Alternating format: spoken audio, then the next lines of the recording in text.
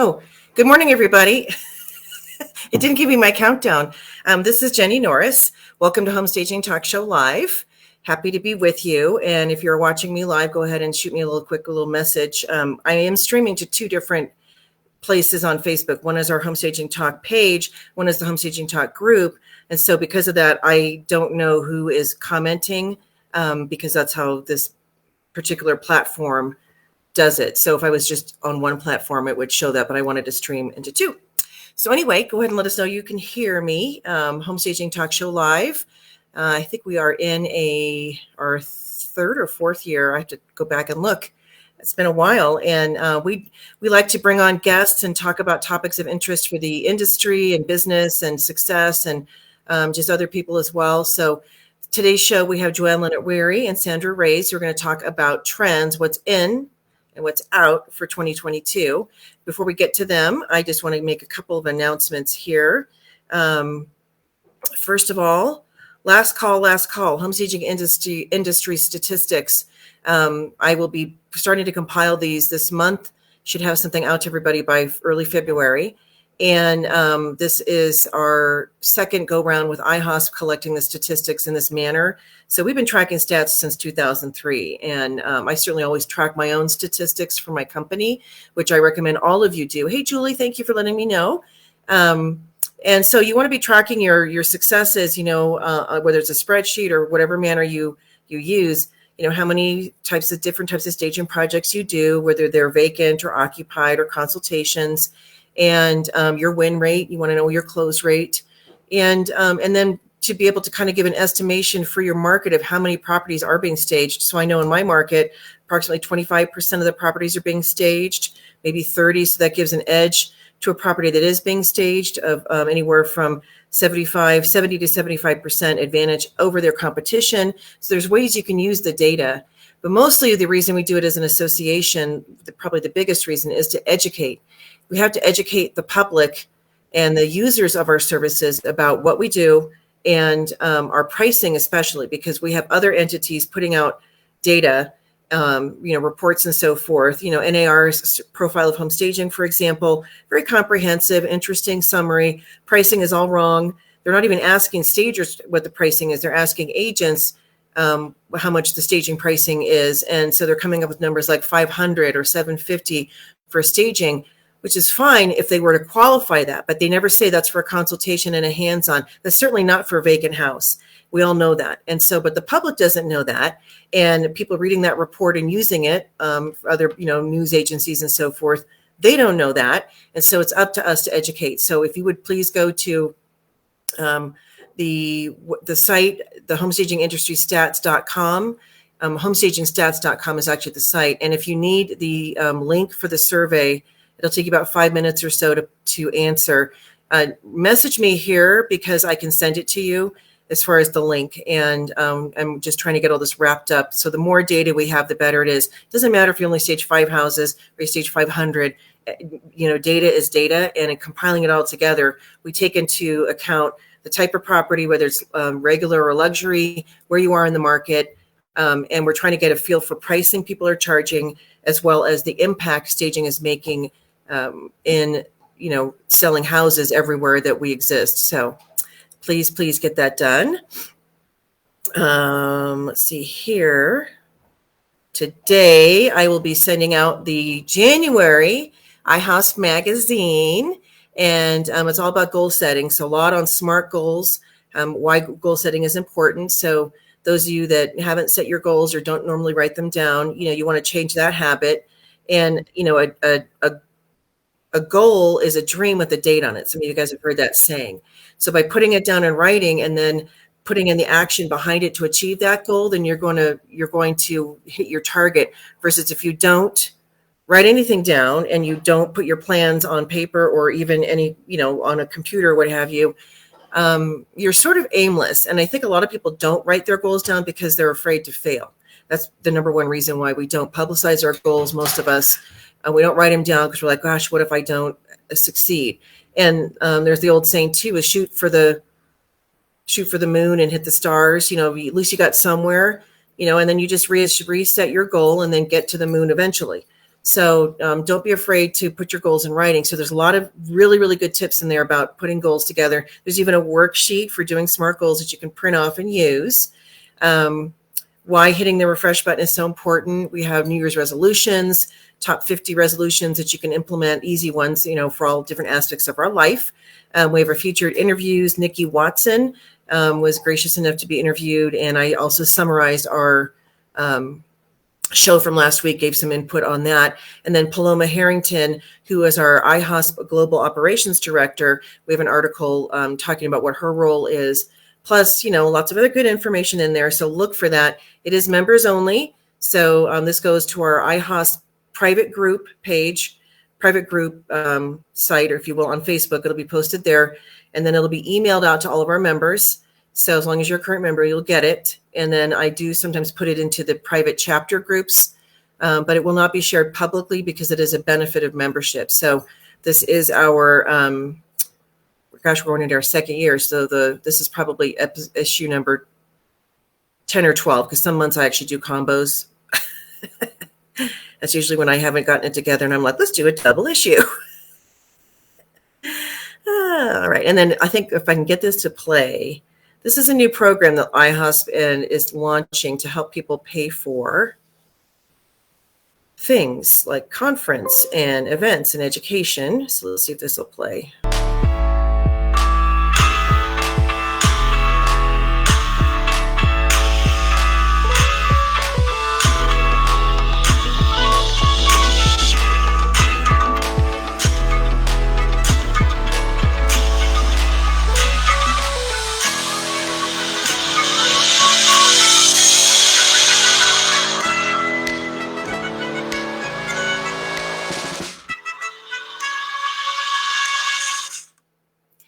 So what is that all about? So we are partnering with a company that is going to allow it, in all intents and purposes, those of us that are of a certain age, we all remember the layaway plan. And I think they started bringing layaway back into some of these stores in the past decade. It's a way for you to pay for things along the way with no interest, no credit check. It's basically putting the money into an account where you can't easily access it. You can access it if you really need to get to it, but it's not easily accessed because if you're like me, or other people, you start putting money away for some event you want to attend, and then the refrigerator breaks or something happens, and so you're like, God, I got to use that money to pay for this. And so when we have a kind of on an off-site area where it's not as easily accessible, it's sort of out of sight, out of mind, and it will allow people to pay for courses, whether it's a 60, a 90, or 120-day term. Our conference, for example, being able to put money away for the hotel and the conference event itself.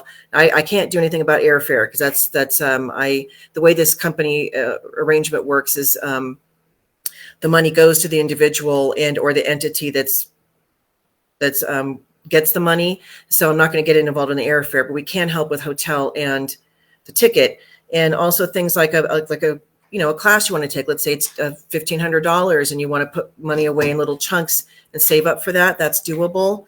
Our vendors as well. So rather than having to come up with $2,000, $4,000, $6,000, $8,000, $10,000 all at once, this is a way for vendors to also put money aside incrementally. And so we're just planning for 2023, our event in New Orleans, and we'll be releasing that shortly as far as people being able to start to register. But that will be at the end of February 2023.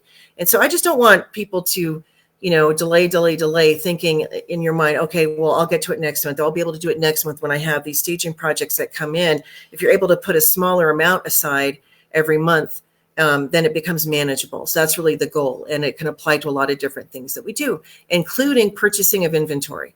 So you can create a pot of money that then you can use to go shop at the markets or just online with the vendors. And again, being able to set that money aside versus wanting to buy something, really needing it, but you don't have the funds for it. And so, anyhow, this company approached us and we're really excited to be partnering with them for this piece for the association. And so you'll be hearing more about that this week or early next week. And I think that is everything. I don't have any other little things here to show. So let's bring our guests in. Hopefully this will work. We've got JoAnne and Sandra ready to go. So I think it gives you guys a countdown, or it should. So here we go. There we go. Hey! I'll take a sip of coffee. As I started to win, I was like this with the thing when it came on. I was like, oh. I was chewing. I know, it's all right. I had to stick a wheat thin in my mouth, and that's not something you could chew quickly. So no, you can't. Those things are, they're like a saltine, but they're like prickly. So you can't just like.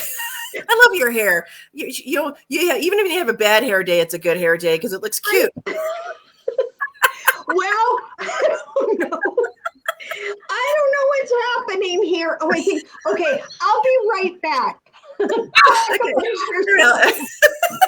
No, my I love her. Keeping it real, right? That's your slogan. You know what? We do. And what is so embarrassing is you think you're somewhat coordinated, but honest to goodness, you'll see something messed up on one side and you'll go to the other side every time. And I'm like, what is wrong with me? I know this is reversed and I still can't get it right. Oh, I know. It looks weird. Right. Like I look at myself and I don't look like me. And it's weird because I usually think about the concept of looking in a mirror. So how people see us is what's in the mirror, right? But how I see myself is like the reverse of how people see me. So you start getting like philosophical about but people really aren't seeing me the way I see myself. The way they see me is actually the reverse. Like I think my hair is parted. I part my hair, I think, from this side going over. This is my right side of my head, but it appears to be my left side of my head in this image. And that's really weird to me. Everybody listening, we're not drinking. No, we're coffee. I don't have any shops in it. I didn't make mine any better, but I'm trying to let mine grow out and let my bangs grow out. And it's just crazy. And aren't y'all so glad you joined us today to hear this discussion or listen to the recording? We promised to bring some real meat to this conversation as well. Well, and so for people who live in a cave and don't know who you two are, do a quick intro. So Sandra, we'll start with you. Hi, I'm Sandra Racz, and JoAnne and I have been working together for years. I am now in Scottsdale, Arizona, permanently sold my Park City house today. So yeah, I've been in the business. Yay. And I have to tell you, staging sold it, guys. Everybody on here, I know this is the choir, but it was like, oh my gosh, I love everything. I want everything. And I'm like, you can have it. So I have been doing this 20 years. I still love it. Jenny, I love what you said about setting goals. I do think that is what helps me still stay in love with this business. Listen, and it's work. And if you haven't set any goals, I guarantee you're not going to accomplish anything. That's just that's a guarantee. So yeah, I kind of do both over the years from a client basis, decorating, redesign, staging, and color. And then I am the director of the Decorating and Staging Academy after JoAnne. That's the DSA. And so they are also a partner with IHOS for education. And so we're grateful for everything you guys provide for our members. And people sometimes wonder, well, why are you bringing people who are outside the association? When I first started doing that, the collaboration concept.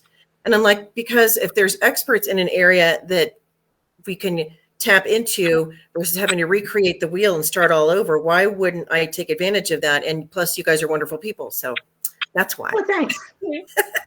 All right, JoAnne. Well, for those that don't know me, I am JoAnne Lenart-Weary. This is my 43rd year, I believe, or my 44th year. All I know is I turned 70 this year. So it's like, I do not know how this happened, but it is happening. And thank you, Lord, that it is happening. All my friends are retired and they're boring as hell. Am I allowed to say hell? They're boring as heck. And I just don't want to be. My husband has a handyman business. And he said, it amazes me how many people he goes to. First of all, most of us clients tend to be our age or a little older. He said, they just sit around and watch game shows all day. And if that's what you want to do, that's wonderful. But I think staying vibrant, staying relative means still doing something you love. So I'm not ready to throw in the towel yet. I love what you said, Jenny, about goals at the top. I just got off our Keeping It Real group. And today I was talking about focus groups and accountability groups. So, if you're struggling with that goal setting, building that focus group or an accountability group is very, very helpful. And for as long as I've been in business, I still am in 2 different accountability groups that I am a member of. We're all equals, all trying to grow our business. And then I also lead a couple of accountability groups as well. So it just helps. It's like going to Weight Watchers, man. When you get on that scale and someone's looking over your shoulder and looking at your chart, it's like, oh boy, I hope I went down 2 pounds. And not that person cares at all, but there is power in building your tribe. There is. And I remember I did. It makes a difference too, getting that positive feedback. So I remember I did like Slimgenics, a few years ago, and they were supposed to send like little postcards every time you hit a milestone. So I remember I had like dropped like 5 pounds and 10, then 15, and I didn't get my postcard, and I was upset. I'm like, I didn't get my postcard, and I'm coming every day. Yeah, we all need cheerleaders. I mean, it's no matter how long, Sandra's been doing this for over 20 years. I've been doing it over 40 years. I still want validated. I still want someone to say, yeah, that's a good idea. Sandra keeps me on task when she'll say, that's a stupid idea, JoAnne. No, you are not doing that. So thank God Sandra is my biggest accountability partner. I think you hit on something there too. It's like we don't all just want to hear you. We don't want a bunch of yes men around us or yes women. Right. We want people who are going to tell us the truth about like whether it's an idea that isn't going to go or something that's really a great idea, but somebody who's going to be honest, because I think a lot of people tell you what they think you want. They think you want to hear versus what you really need to hear. Exactly. And that's where a focus group comes in. A focus group is going to really look at your ideas. They're not going to help you to get it done. That's all on you. An accountability group, you're going to work together to have a plan. But a focus group is going to be people that go, yeah, then no, that's not going to fly. So it really is great. Yeah, Sandra. I'm just kind of feeling like I was trying to come up with like some ideas I've had over the years. I thought, that might be a good idea. And it'll probably come up to me after the show. Like, things you think about. Usually when I'm going to sleep is when I have ideas that are like, well, maybe that would be a good thing to try to implement or to do in the business. And then when you kind of run it past, like John is a good sounding board for me, my husband. So, I'll bounce things by, or I'll show him some, like, what do you think about this? Like a marketing piece, and he'll give me feedback about like, it's too wordy, or, I don't understand whatever it is. And so it's good to have somebody to bounce ideas off of. So I love that. It absolutely is. Well, yeah. And so here we are, 2022. And let's see. I have to turn my egg in our keeping it real life. I have to go turn my eggs off so they don't boil dry. Yes, they don't explode. Oh my God. Oh, she's probably cooking on the stove. So I was thinking of going to Vegas Market. I had, planned on doing it because we did it in the summer, and then the vid hit. So they're actually had just emailed me like a special event that they have like some rock group playing. I'm like, I really want to go, but it's a Sunday and I don't think I should travel because I'm just getting over being sick. I didn't really have many symptoms, but my niece and nephew both got it. And then I was taking care of them, and I came down with it a week ago. And so then yesterday, I'm like, I have like a little congestion. I had a bit of a sore throat, but I can't taste or smell. Oh, all of a sudden. And so I was really I was kind of depressed. It's only been one day, but I'm kind of depressed about yesterday. I'm like, I can't taste food. I can taste texture. And then I'm getting a little bit. So I'm like, so those people that totally lost their sense of taste and smell. And I know like Joseph Hecker, for example, he still has not regained his. It's been, I think it's been over a year.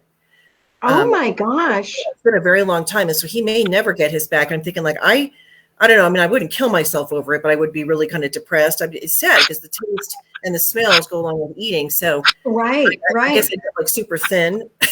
Yeah. Like I just don't feel like eating, Exactly. Give me that postcard. Yeah. So, but the trends. So I'm interested to see what's coming out. When I was there in the summertime, there were certain colors that were emerging that I'm sure are more prevalent in other parts of the country than here in Denver, because it takes a little bit while for things to get here. But let's talk about trends. So let's talk first about what do you see that's on the way out the door? You want to go first, JoAnne? No, go ahead, Sandra. Kick us off. Okay, so first I want to start with this, and you just hit on it, Jenny. It's like understanding trends, what's happening in the industry is really, I think, part of our responsibility. It should be on that goal sheet, everybody. So understanding what's happening in the trend in terms of what the industry is saying is emerging, I think is so important. But this is where your understanding of trends, I think, is so important. So I can sit here and tell you this is happening, and you can go, oh my gosh, Sandra, that is never going to fly in whether it's Denver or the Panhandle of Florida or just the style of the home. So I think it's good to know what's happening, but I do think it's so important for you to be able to interpret it. And one of the things that we've talked about is knowing what your clients are exposed to, what they're searching for. In fact, I got to speak at the iHouse conference this year, which was awesome. So if you guys get to New Orleans in February, you will love it. So that's where we actually talked what people were searching. I mean, even though we see a lot of that naval color still being exposed in some of the selections, green was searched incredibly. It's like 700, don't quote me on the actual number, but like over 700% more for kitchen cabinets and a tile in kitchen bathrooms. So those are just some things that you would bring to your client consultation if your client's getting ready to explore a color. And what's nice to know is, let's look at color for just a minute. Across the board, which JoAnne, you tell me if you agree with this, I don't know when I have seen across the board everybody pick a green, whether it's more of a desaturated one, a little bit, the values are different. In fact, as I'm driving here from Utah yesterday, I was like, this is where your family gets tired of you. I'm like, okay, that's more of the Sherwin-Williams color. I mean, it really was the landscape. There was a little bit more green in there. So then it was like, okay, what color is that? You know, it's like a test. But across the board, green was everywhere. And I know that you will know that now, but it's like, how does it work? Is it the right color for your client?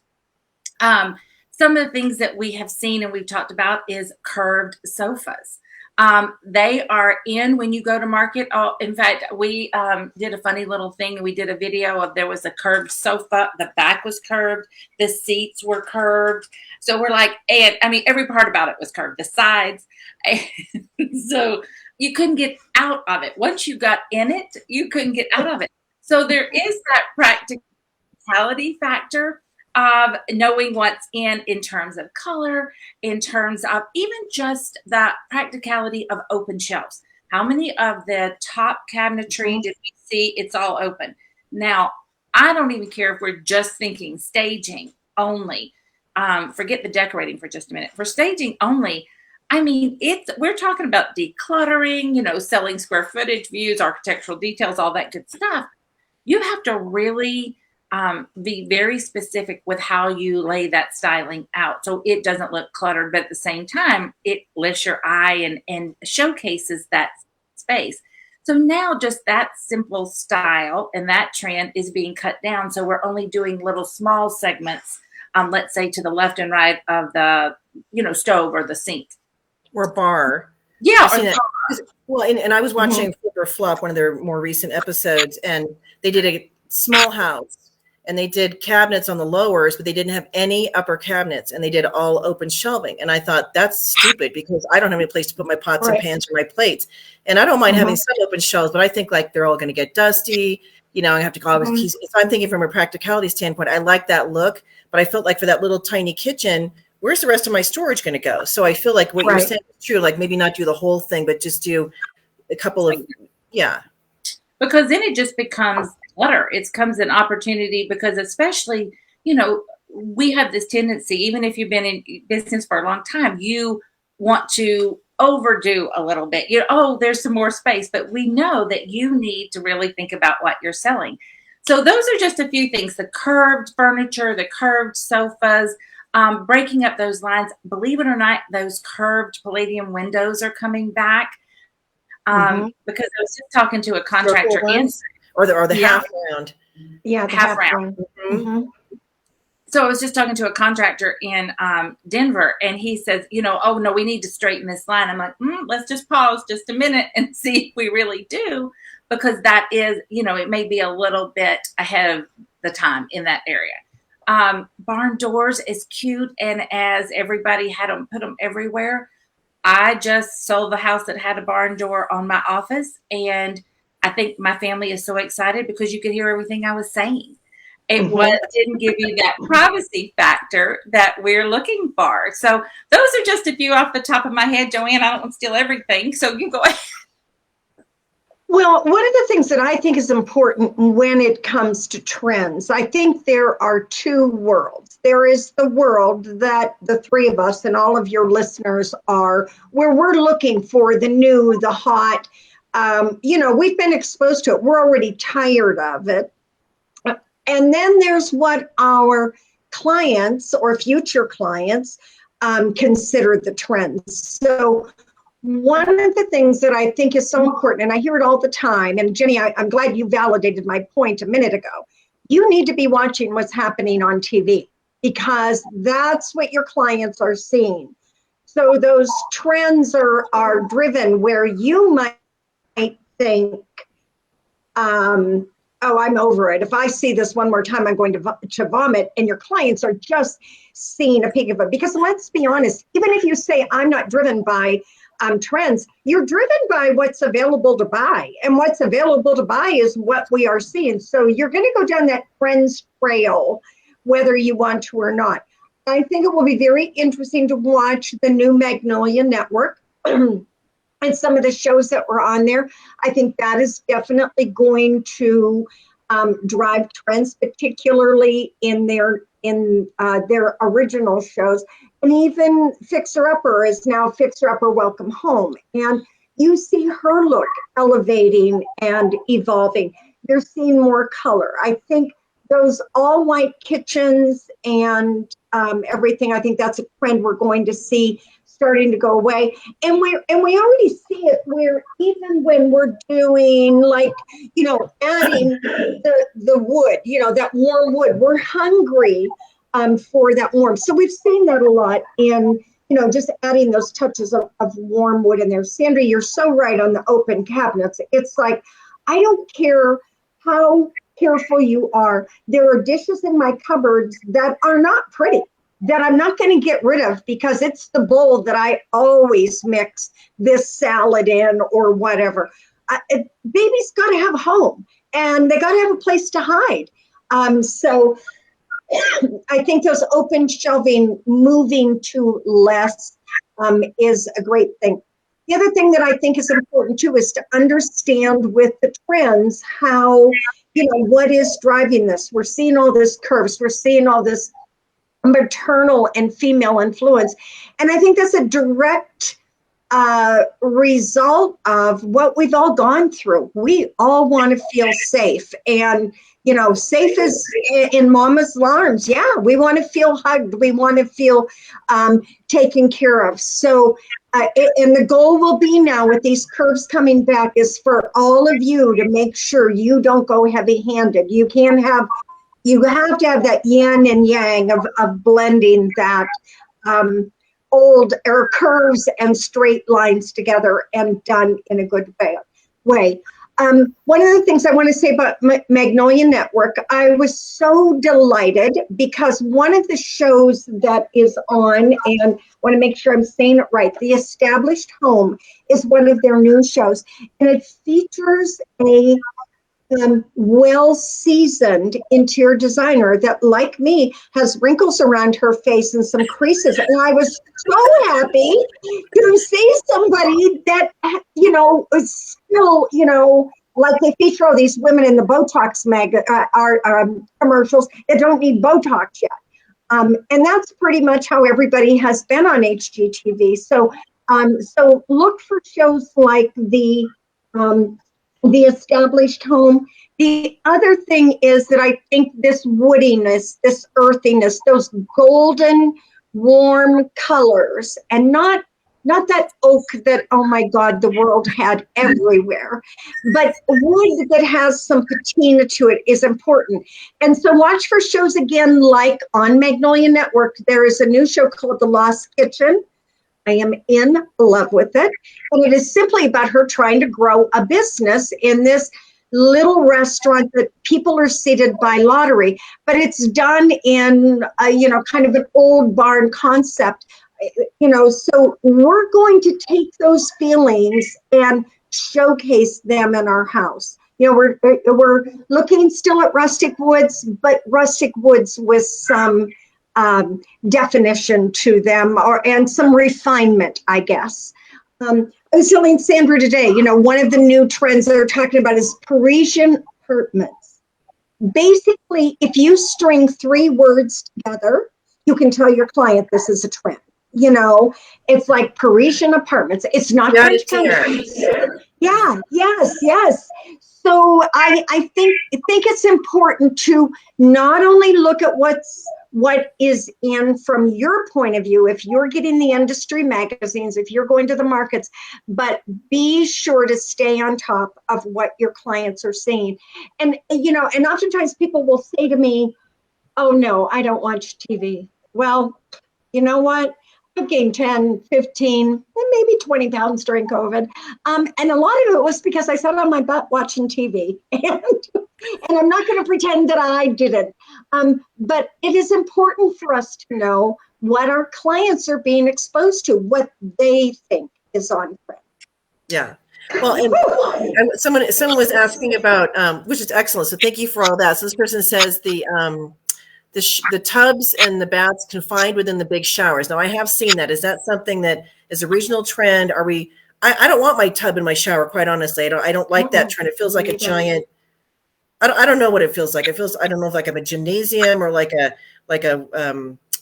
after you go work out and you go in the showers and it's just this big, I don't know. I don't really care for it, but is that something that you think is going to stay?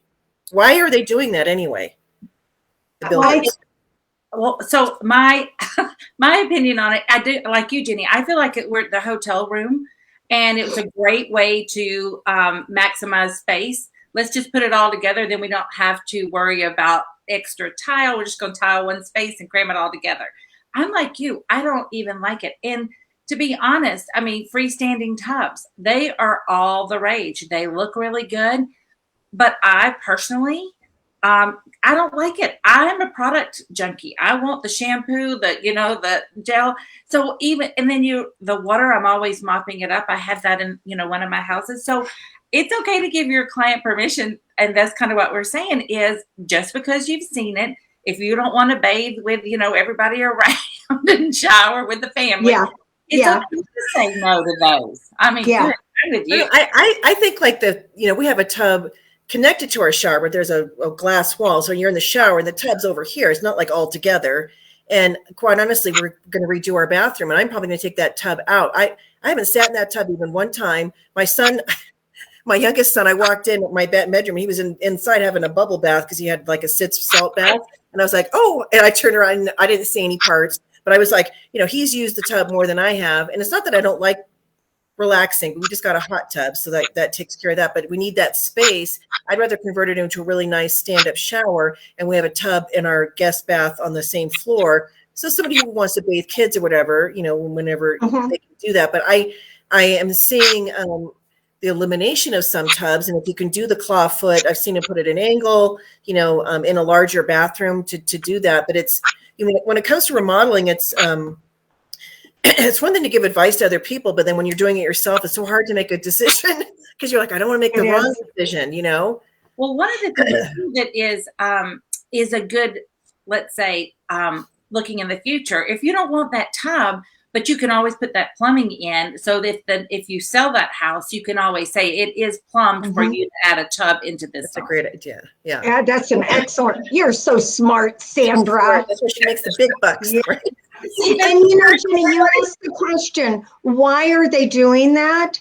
Well, they're doing that because somebody said, hey, let's try something different. So I'm different from, the next builder down the road or whatever. And then other people buy into it. And like you said, Sandra, it saves money if you have all your wet things in one area. But I know the first time I wandered into a bathroom like that in a hotel, and it was in Vegas, I was like, what is this? So oftentimes your bathrooms do need to be multifunctional. So, if you're staging, you definitely, that's not going to be something you advise. If you're remodeling your own personal home and that fits for you, I'm fine. But I don't think that's going to be a hot trend that anyone is going to jump on. What about, okay. Also, that it goes against what we've been saying too, is that we now want this cocoon, this warm, cozy feeling. Now you've got yourself in this stark, large space, which doesn't meet that need. Yeah. And so what about the idea of, when people are like in a kitchen, and I had always learned, like if they have, somebody has dark floors, then the countertop should be, a cabinet should be a lighter color, so they don't feel like they're sinking into the floor. And then, so you get the contrast. So if we're talking about colors on cabinets, the greens and the blues, or the, however people might do, like lowers one color, uppers a different, they might do the island a different color. How do you, what is the philosophy now of, if I want to pick my countertops, my floors are medium, I can go dark or light on the counter, then my cabinet should be the opposite. Is that still the trend, or what do we have seen?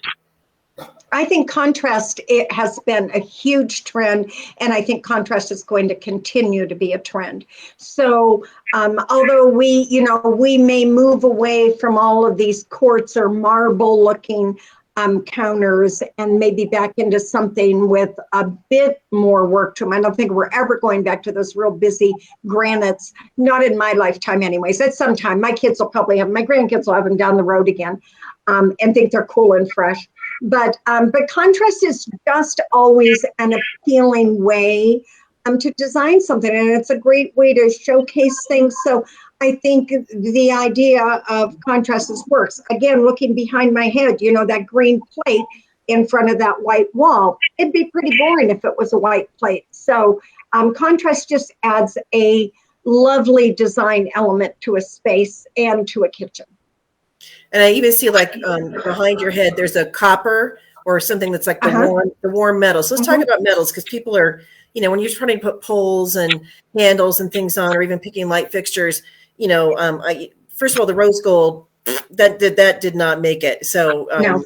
I saw one house here that the guy put rose gold faucets in. Now copper as a warm metal, I'm seeing it more. To me, I think it's still sort of a risk. So let's talk about if you're designing and doing your house for living versus selling, because usually if you're going to be living there, people will like, well, I like it, so I'm going to put it in. And then I usually say, well, how long are you going to live here? If it's 5 years or less, don't do it. If it's your forever home, then do whatever you want, but just know that 15 years from now, someone like me is going to come and tell you got to change it all. Yeah. Right? Yeah. So what are some of the, like the metals, the timeless metals, or where people are looking for some direction for their clients that are looking for recommendations? What are some of the things we should be recommending moving into the future? Well, one thing I just will say real quick, and then we'll get Sandra's take on this.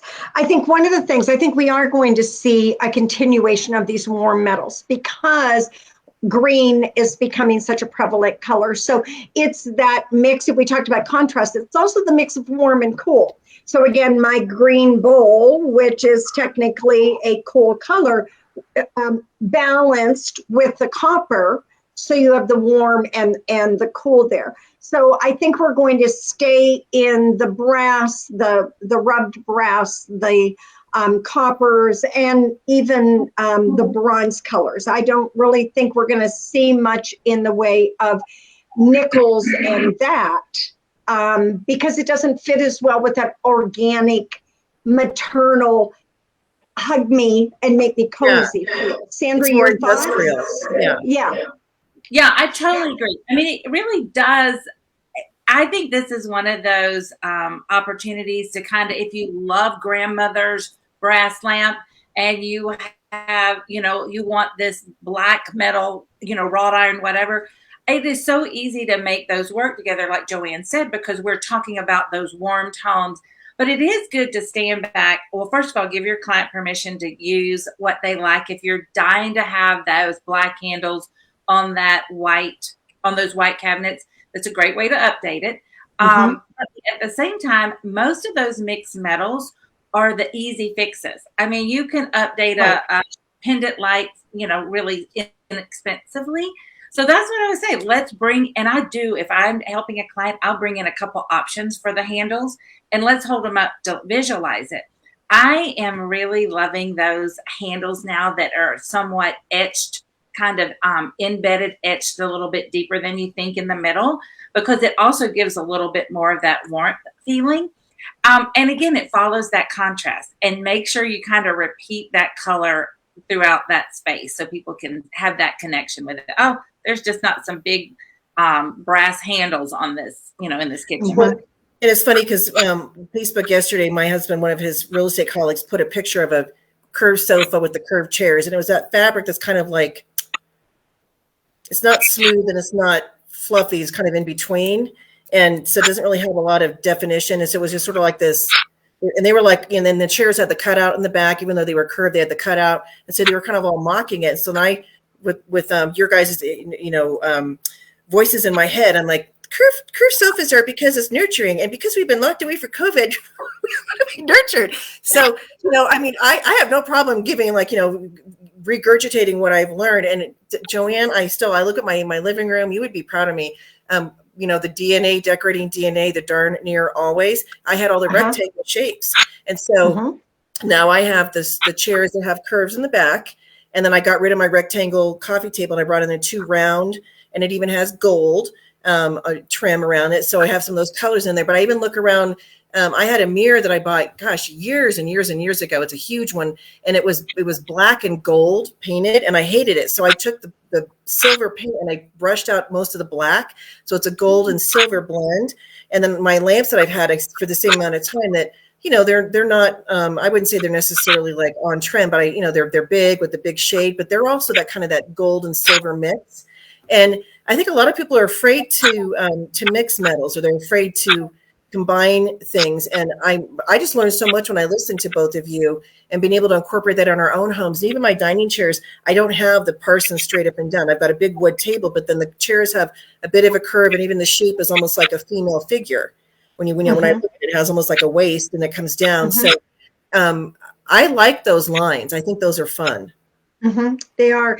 And I love what you're saying. And for those that don't know about the DNA, it's a way to help you identify your client and your self by looking around your room and see what you are drawn to. And as Jenny, DNA, your design DNA is your darn near always. Darn near always, you're going to be drawn to a certain color palette, version of green, shape to a table, size of rug, leg size.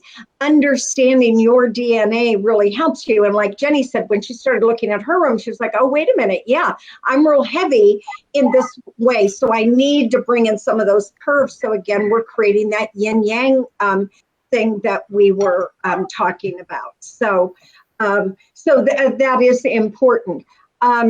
Someone asked, what about black? I personally think black is still here for a while, and or other deep values.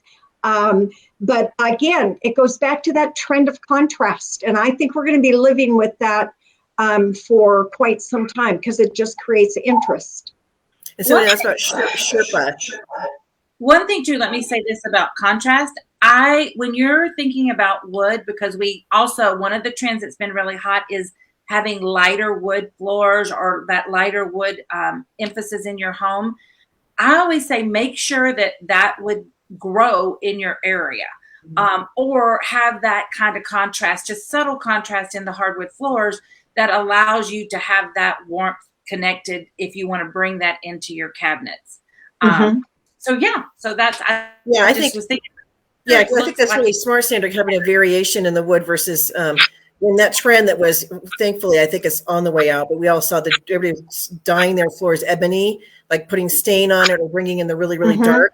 And sure, it looked, and then they'd have the white cabinets and so forth, and the contrast looked great. But you walk in there the first time and a piece of hair falls on the floor, you have an animal, and you spend your whole life sweeping up dust and hair because that floor shows literally everything. So it's not practical for a home where there's a lot of activity. Maybe that's great for like a pied à terre, right? Yeah. Where you're not there very often. You're so fancy. I know. Could you spell that for me? I don't speak French. I just want to say a few things.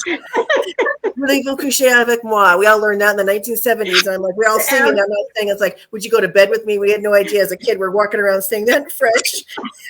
Thanks, Rod Stewart, for corrupting us all. But I think it's important to have the ability to things that are permanent, like the flooring and the cabinets that are a little bit harder to change versus, paint colors and, furniture, like somebody who's like, oh, I want all light stuff. And then they're like, the trend goes out. You can replace things that are not as expensive to do versus having to overhaul your entire house because you picked something that really wasn't going to stand the test of time. And absolutely. Rugs, I was ordering rugs, and I noticed that there's a lot of busy patterns coming in. So I've invested in a lot of the impact rug from Dalen, which is the thick shaggy. I still like that. We used 2 of them in a house yesterday. They're neutral colors. I do have some with pattern. I did buy some that actually have a little bit of a sheen, and my guys they were like folded in half. They're real lightweight, and they're 8x10s, and they're like, we're never going to use these. I said, we do use them, and but they have to be for the right house because that shininess may not work with more of a traditional. Right. I put it in my family room. I took one and put it in here because I had a shaggy rug, and I don't know if you're like me, but it kept getting lumpy because people sit on the couch and then the rug wasn't staying put, and I'm trying to yank it out. And so the lower pile definitely is better for that. But what are we seeing? Someone asked about Sherpa rugs and even animal rugs like the cow hides and so forth. I mean, yes, no, or are they, because they're natural, but they're also an animal? And well, okay, so for the Sherpa, I think that kind of goes right back to, if you keep that in mind about that cozy, it's very, it's a cozy fabric. It's cozy, so that would, yes. The thing I always ask, is it going to be durable for, whatever you put? Is it going to be durable for wherever you put it? I love hide rugs, faux hide rugs, even the ones that have the fun pops of, like neon pink, at the appropriate place for the contrast.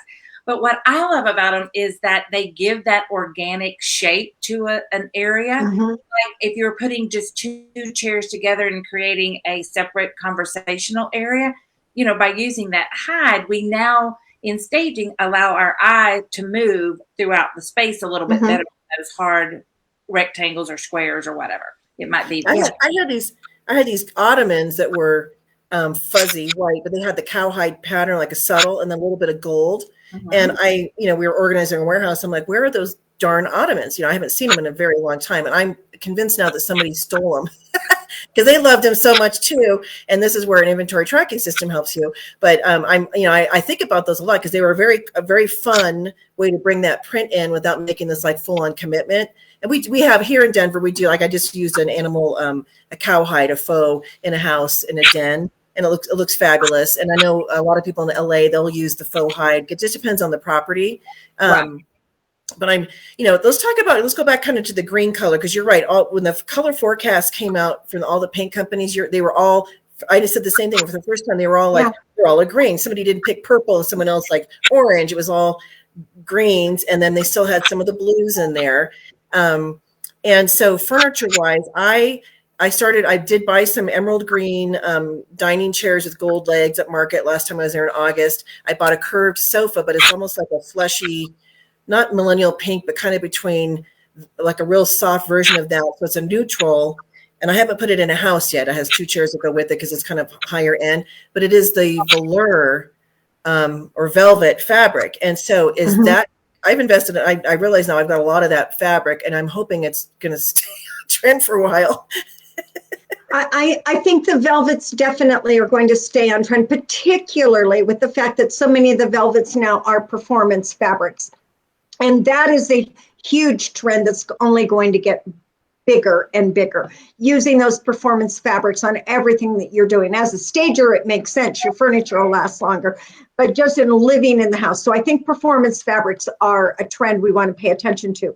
The velvets, I think, are going to stick around. What makes a velvet interesting is that combination of textures. That's where otherwise it could get too sweet and too unlivable. But it's when you mix that in. And then thinking about, like the question about the Sherpas and that kind of thing. What I want you to think about is, yes, we use those textures, but use them in a different way. We've been seeing them for the last couple of years with a little Sherpa hide, if you will, just laid over a chair. If we're seeing it a lot, think of a different way to do it. Whether you convert it into a pillow to get that texture, you change the shape. But always what needs to happen when you're using those fabrics like the velvets, when you're using, those pinks, those flesh colors, those blush colors, is you need the roughness that makes it feel more universal and not like a hands-off room. It's like anything. I mean, it's contrast in paint colors, in colors as we design. It's contrast in textures. Contrast is the key to a well-designed room. And I mean, we have a leather sectional in our family room. So it's the dark brown leather, and it's over time, because we all have our favorite spots to sit. So that, we all keep swapping cushions, like my butt's sinking in this one, so I'm going to take yours type of thing. And I was imagining myself sitting on a Sherpa couch. And I mean, women of a certain age, I don't want to sweat because even those Sherpa slippers, I can't wear them. Even the Sherpa socks, they don't breathe and they make me sweat. And so I'm trying to imagine, I'm sure it's like super cushy soft. These couches breathe enough that you wouldn't feel like you're, having to do this all the time. So that's might be like too much of a good thing.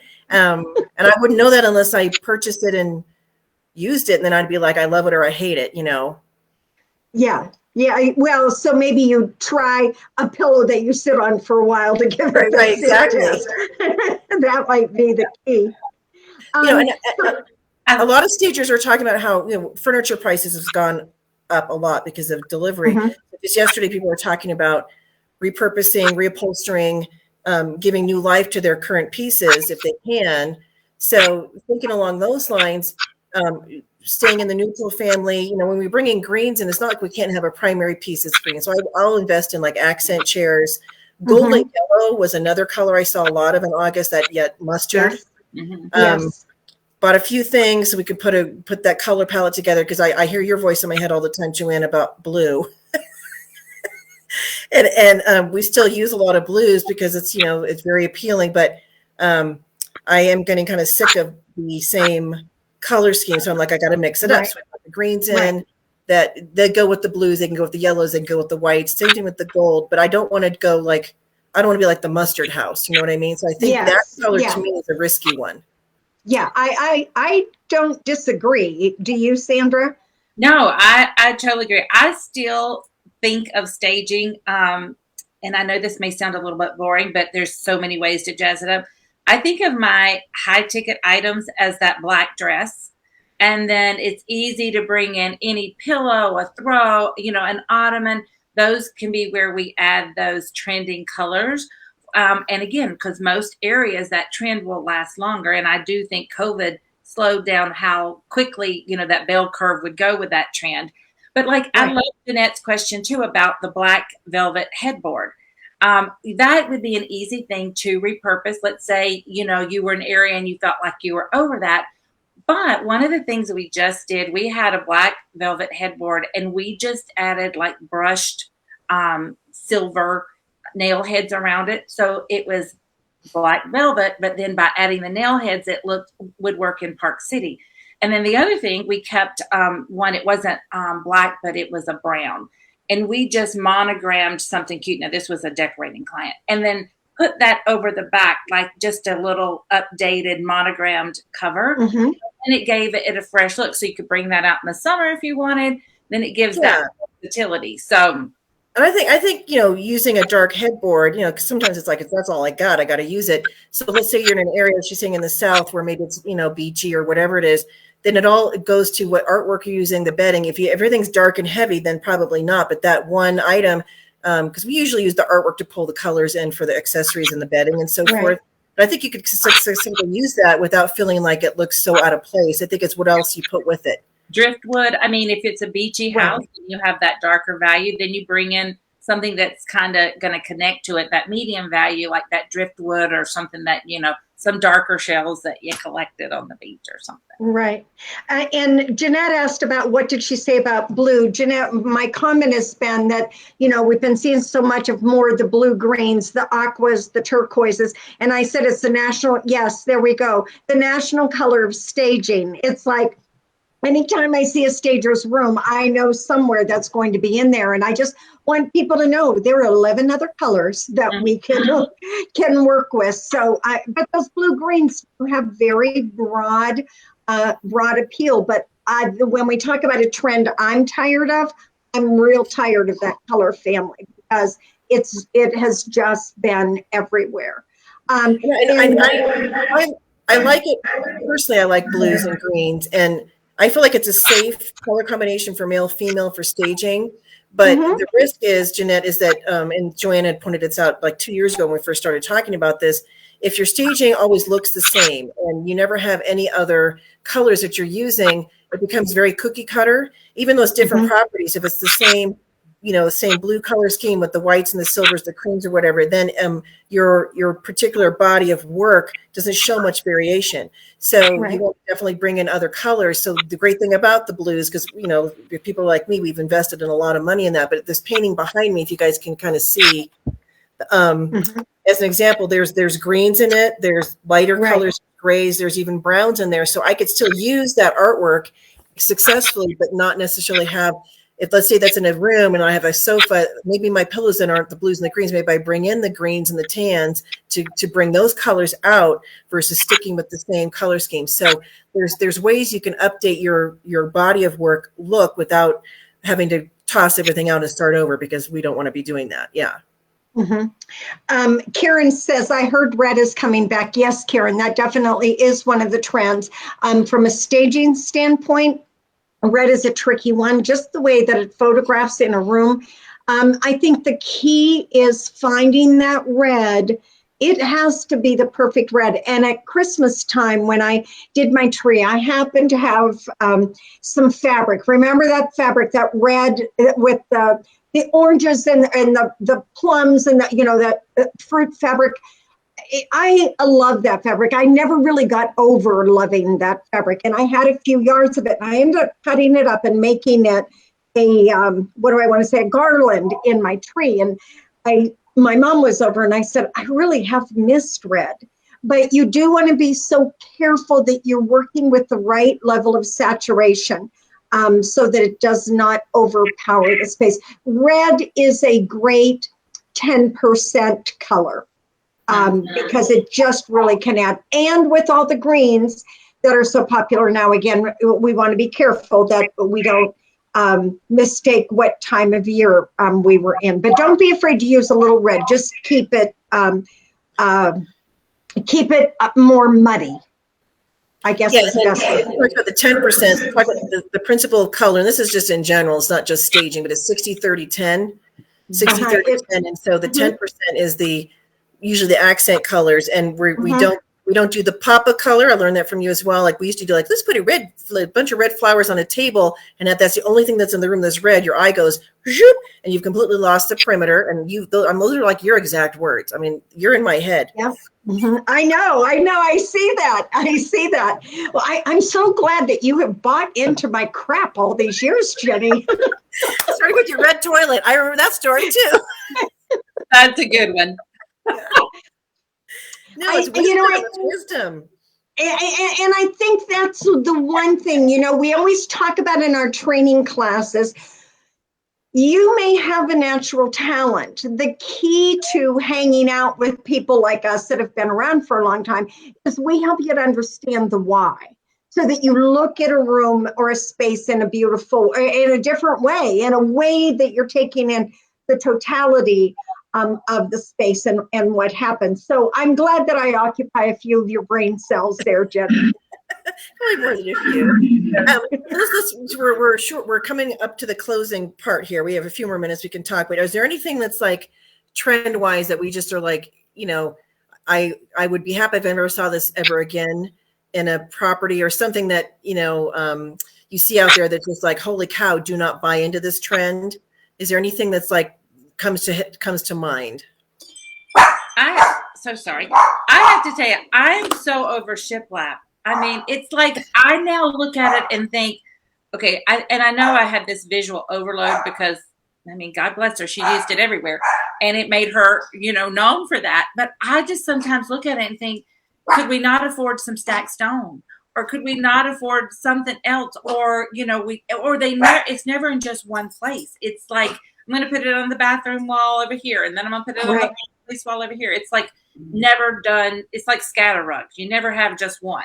They're everywhere. Right. Well, it's funny because we staged a house yesterday. They put the boards up behind the fireplace, and my thought was, I didn't say this to them, of course, but I was like, you couldn't afford tile, or tile probably would have been nicer because the shiplap. It's almost like you don't have the budget for it. It's not that it looks bad, but I think it is tired. That was actually a drinking game when people would watch the show, and every time she said the word shiplap, people would take a shot. From what I heard. Mm-hmm. So I think that is on the way out too. What about? I have to say, in my house, I'm looking into my TV room, and my TV room is shiplap because I wanted it to feel porch-like, and so because that's really what it was, is a converted porch. So I think using it judiciously can be good, but it doesn't have to be white. Use shiplap and paint it black or a deep green or navy, then that kind of brings it to another level than that traditional white shiplap. I think one of the trends that kind of sparked for a little bit, but I don't think is going to catch back on, is print sofas again.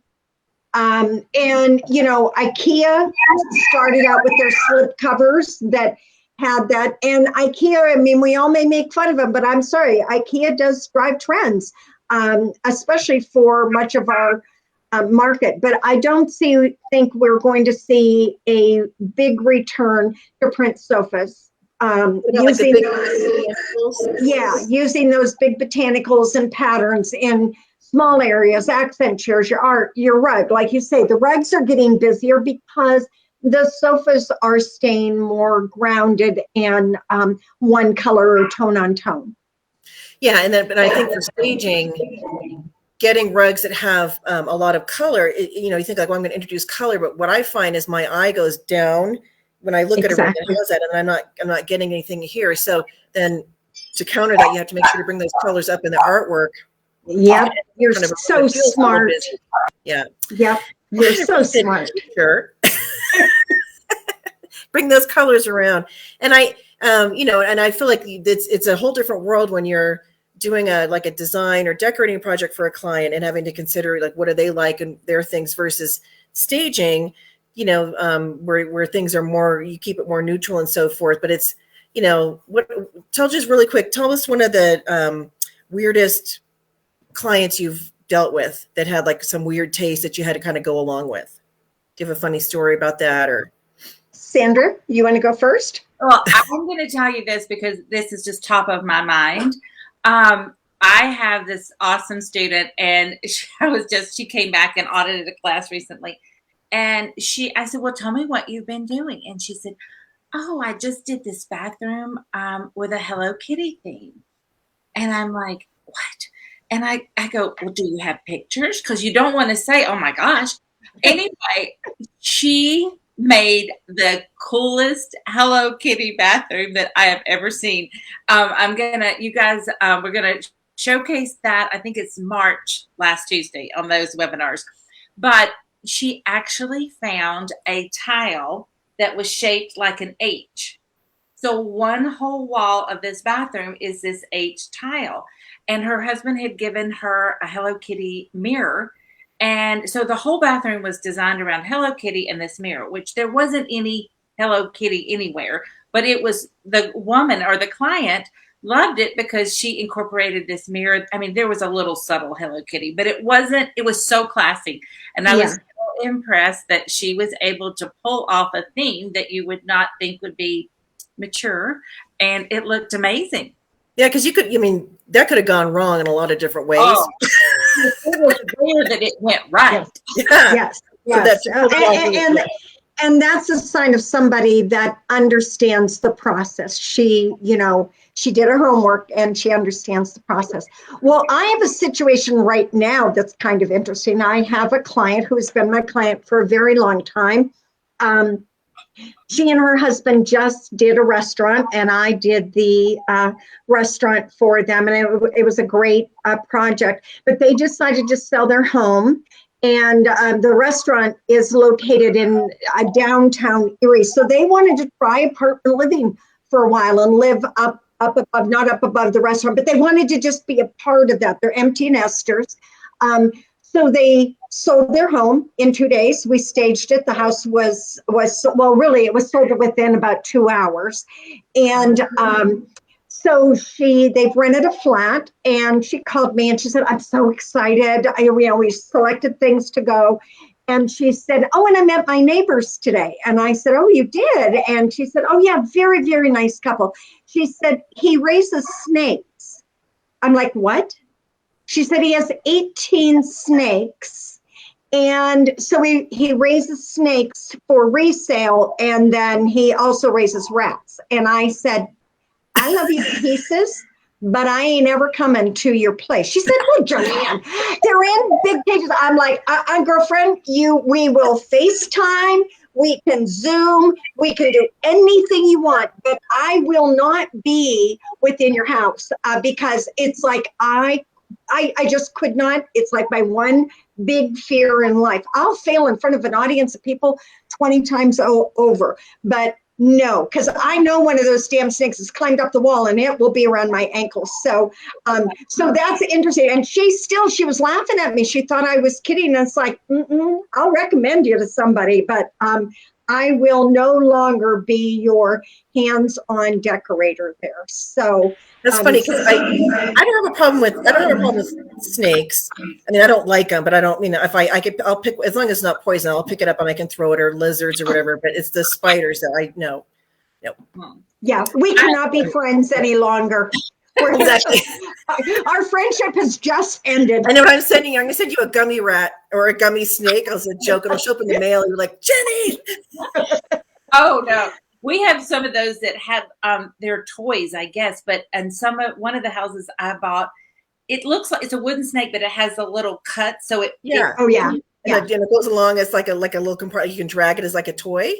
Well, then you just could sit around, and it was just around when we bought this house. I'm like, what is going on? Are they like not liking us, even though we bought their house? Well, it supposedly, distracts birds or so. I don't know what it was. So I did have a lot of fun with my family. Kind of that. That's great. And really quickly, so Karen asked about lighting trends. So what types of lighting? Freeform, more structural. I mean, I went in our own house. I went with what they call the dandelion light. I don't think you can see it. I can try to turn it. Let's see. There it is. Whoops. Okay, almost there. Oh yes, there. yes. So I went with the dandelion. That's what I call it anyway. And I found it inexpensive online versus it was really expensive buying it at a store. I just like it because it's freeform, so it's not expensive. I mean, the little things that you stick in they're not real glass, but it looks pretty. And so, as far as lighting trends, are we done with the Edison bulb? I think so. Yeah. I think so. Yeah. It is not great lighting. It's not particularly flattering. And although I'm looking at two in my lights over my kitchen sink and they haven't burned out yet. So when they do, I'll replace them. But, it's almost distracting looking at that filament in there. I think we're going to continue to see, I think the drum shade is on its way out. I think that trend is leaving, but I still think we're going to see a lot of round or freeform chandeliers because they fit that look of curve and femininity. I think we're going to be seeing a lot. Yes, and I think we're going to see a lot of the two-toned. Continue to see the two-tone light fixtures, two-toned shades for your lamps, that are gold or metallic or whatever on the inside. We're continuing the trend of long square or long rectangular harvest tables and stuff. So the lights are going to continue to match that. Sandra, I know you get exposed to a lot of things like that. Your thoughts? I love, first of all, that contrast, like you were saying. I do think you got to remember what you're putting it over, where that light is. What's the purpose? Is it really to be tasked? Is it to follow the shape of that farm table? I love that light, Jenny. I just ordered, it had an organic feel in terms of it looked like hand-blown glass over the bulbs. But what I loved about it, and I got it on Amazon, was not super, it looked a lot more expensive than it was. But what I loved, it was a tall ceiling, although we're decorating from that floor up and you need it to be task oriented for that dining room table. What I loved is because these hand blown looking bulbs, shades, those little globes were all over, it kind of filled up a higher space better. So yeah, and I do love, in fact, I have to tell you, take a moment and look at your Facebook marketplace. I have gotten some of the most gorgeous light fixtures, chandeliers, pendants, wall sconces. And some were, I know where they're from. They were from Classic Home and Global Views. And they were a twiggy sconce. They were gold, had a metal black. You may have seen them. And the gold didn't work in my last house. So I painted the twigs like a copper and then put them up there. So then I coordinated that color that was already represented in my house. So I spray paint them, but I would look, you might really luck out and find some great buys, but I like freeform too. Yeah, I'm gonna walk over it because now that Christmas is finally put away in my house, it doesn't look like a total chaos. Let's see if we can get this to show. Let's see, where am I? I love the way I don't know where I am because I'm there we are. I'm backwards. So this is that's pretty, very pretty. That's our entryway light, and so it was the original. The light was originally that just that basic construction chandelier with the little dome with the tulip lights. And so I know I wanted something that was freeforming. I didn't realize how big that thing was. So it's real crystals too. It's like 1,500 crystals that had to be strung individually. So our electrician guy was like ready to murder us.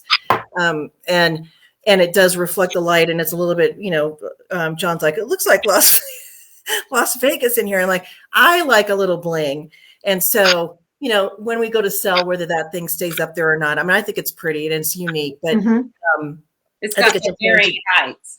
Yeah, the varying heights. It makes it interesting, yeah. And when it lights up, it's pretty. So it's understated. It's not this big, massive thing there, but we have, one of those really tall entrances. And so you needed something that could hang down low that actually would illuminate. Because a lot of the lights too, if they're hung way up high, they don't really illuminate. They're just sort of like, right. Yeah. Hey, Jenny, let me grab a couple of magazines that you can show your audience that would be great for them to get if they are not already doing so. And then Sandra, talk about your show that's coming up today. Let's quickly do that because it's 11. I could talk to you guys all day, but we're all love it. So it's not today, but JoAnne and I are doing at the Decorating and Staging Academy on the last Tuesday of every month. We have different topics. It can be staging, decorating. This month, JoAnne and I are talking, and we're showing some good visuals of trends, just how to curate your own look or your client's look or your area, the region of the country. Some great little resources. You just have to go to the Decorating and Staging Academy and register. If you can't attend, then you can at least listen to it, but you have to at least register. And then DSA.com.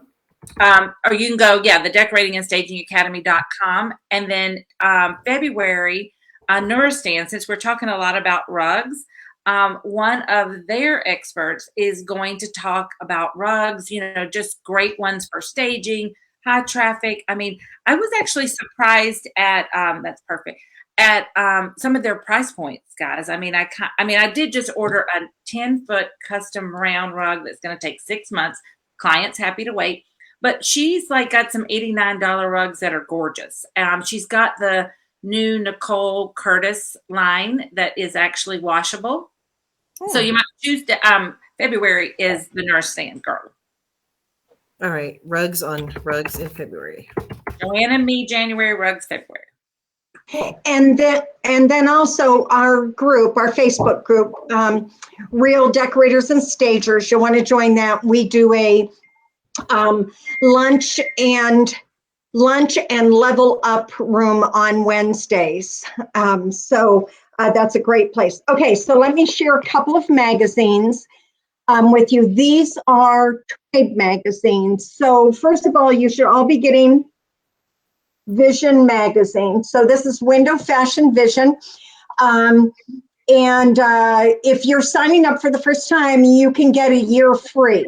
And you may say, well, I'm a stager. I don't do much in window treatments. There's a couple of things. First of all, if you are a stager, at some point in time, you're going to be making the decision whether you want to start offering your clients decorating services, because they're going to ask. And it's a great revenue stream. So you need to know what's happening out there. So Window Fashion Vision magazine. I can't figure out which way to move. Okay, the next one is, are you seeing it? Yep. Lighting and Decor.